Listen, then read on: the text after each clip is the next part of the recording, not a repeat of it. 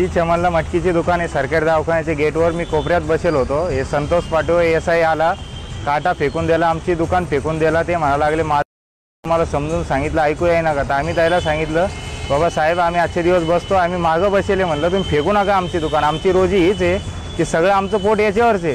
ते आम्हाला शिव्या द्यायला लागले. आम्ही म्हणलं बाबा तुम्ही शिव्या नका देऊ. ते म्हणा लागले की माजले तुम्ही असं तसं, तुम्हाला मस्ती आली म्हणे जरा, असं तसं मराठी माजले म्हणे जरा, असं म्हणलं. ते म्हणून माझा दिमाग आउट झाला. मी उचलून घेतलं दुकान, त्यांनी माझा काटा फेकून दिला, टोपले फेकून दिले. माझी सगळं रोजी त्याच्यावर आहे. आता आम्ही काय खायचं? संतोष पाटोळे आम्हाला घरी आणून देणार आहे खायला.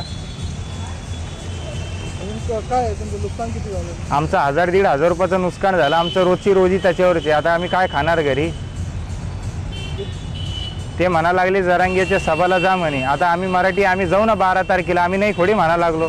ते म्हणते आताच जा ना म्हणे, इथं काय बसले म्हणे, असं तसं म्हणा लागले आम्हाला.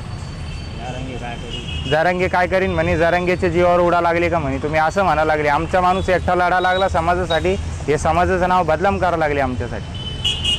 काय नाव? संतोष पाटोळे त्यांचं नाव, माझं नाव उद्धव ठाकर.